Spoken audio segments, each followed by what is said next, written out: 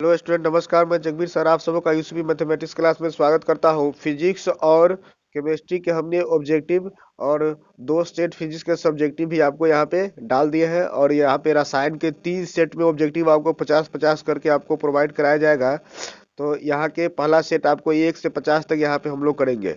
Video लंबा नहीं होगा, बहुत ही छोटा होगा, क्योंकि यहाँ पे कुछ ज्यादा लॉजिक नहीं होते हैं बायोलॉजी में समझने के लिए। तो चलिए फटाफट वीडियो को यहाँ पे हम लोग देखते हैं। यहाँ पे क्या है, 50 क्वेश्चन आपको ऑब्जेक्टिव जो बोर्ड एग्जाम में आपको देखने को मिलेंगे।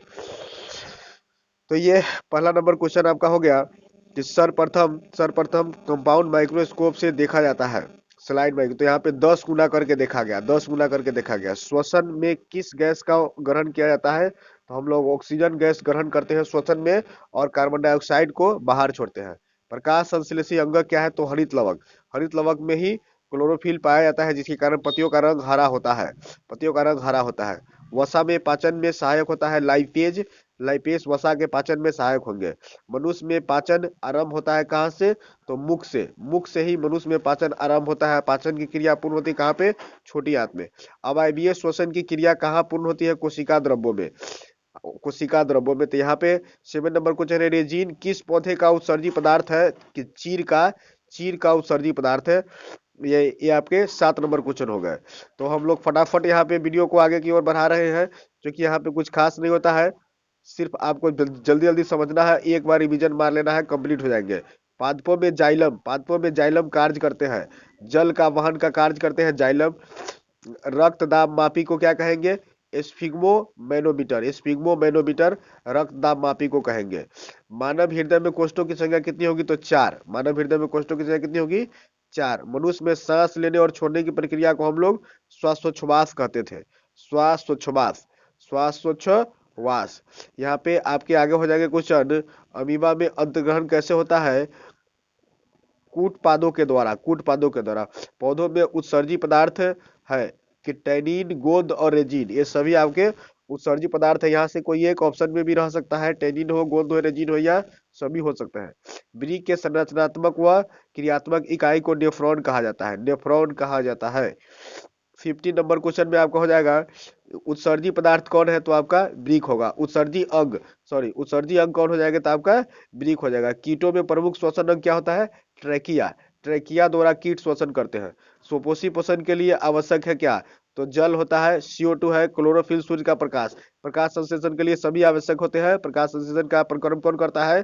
तो ये हरे पेड़ पौधे करते हैं। तो हरे पेड़ पौधे सुपोषी भी कहलाते हैं, इसीलिए सुपोषी पोषण के लिए ये सभी आवश्यक है। सभी आवश्यक है। अमीबा में भोजन होता है अंतर्ग्रहण द्वारा अमीबा में भोजन होता है।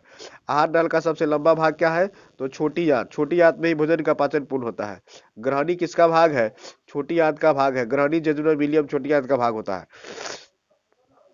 21 नंबर क्वेश्चन आपका हो जाएगा। 21 नंबर में कि रक्त किसकी उपस्थिति के कारण लाल दिखता है? तो ये आपको कहेंगे हीमोग्लोबिन नामक प्रोटीन वर्णक। हीमोग्लोबिन के कारण रक्त लाल दिखता है। हीमोग्लोबिन के कारण। मस्तिष्क उत्तरदायी है किसके लिए? सोचने के लिए। मनुष्य का हृदय प्रति मिनट कितनी बार धड़कता है? तो हम कहेंगे 72 बार। मनुष्य का हृदय 1 मिनट में 72 बार धड़कता है। उसके बाद 24 नंबर क्वेश्चन में आपका हो जाएगा। 24 नंबर क्वेश्चन में, मानव हृदय में मा, ए, मानव हृदय में औसत प्रकुंचन एवं अनुशीतलन। प्रकुंचन मतलब आपका ऊपर वाला मान होगा, तो 120, और अनुशीतलन हो जाएगा आपका क्या चीज? 80। तो इसे सभी को हम लोग क्या कहेंगे? रक्तदाब या रक्तचाप। प्रकुंचन मतलब 120 हो जाएगा, और अनुशीतलन कितना हो जाएगा? 80। और इसके सभी वैल्यू को क्या कहेंगे? रक्तदाब। तो रक्तचाप या रक्तदाब हो जाएंगे। मानव में सामान्य रक्तदाब कितना होगा? 120, 80। हरे पेड़ पौधे क्या कहलाएंगे? उत्पादक कहलाते हैं, और सोपोषी भी कहलाते हैं। चलिए नेक्स्ट आपका हो जाएगा, प्रकाश संश्लेषण में ऑक्सीजन बाहर निकलता है किसके द्वारा? रंध्रों द्वारा या जल से। जब वाष्पोत्सर्जन होता है तो रंध्र से निकलेंगे, और प्रकाश संश्लेषण होता है तो जल से निकलेंगे। दोनों बातें यहाँ पे शामिल कर दिया गया है। इसको आपको ध्यान में रखना है। रंध्र द्वारा होगा, वाष्पोत्सर्जन होगा तो रंध्रों से, और प्रकाश संश्लेषण की प्रक्रिया में जल से निकलते हैं। द्विखंडन किसमें होगा?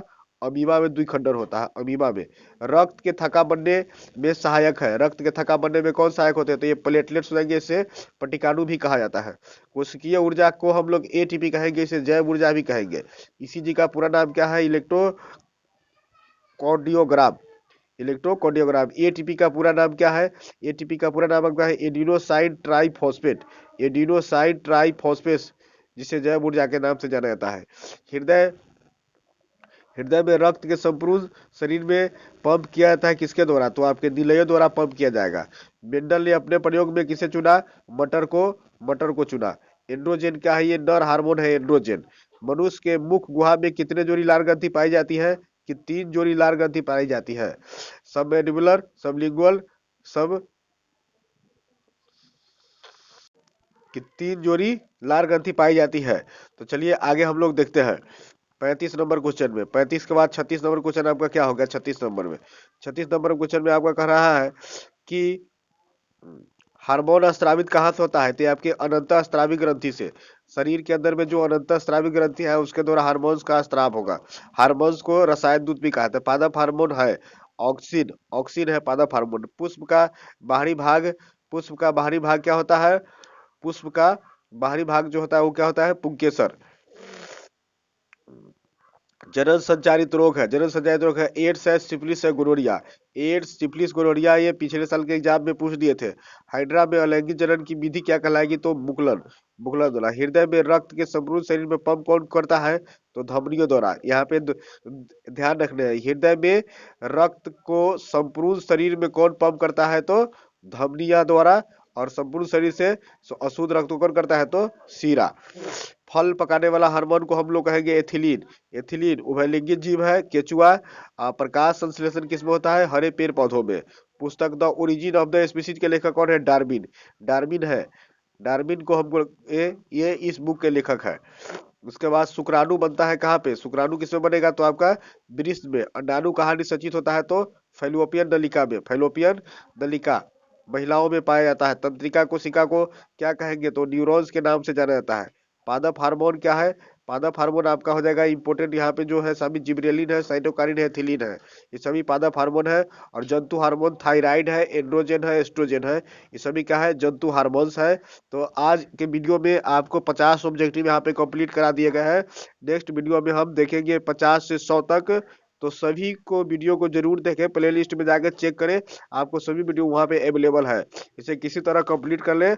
आप 80 के 80 ऑब्जेक्टिव बोर्ड परीक्षा में आपको याद होगा, जिसमें 40 ही करने हैं। तो नमस्कार, धन्यवाद, थैंक्स।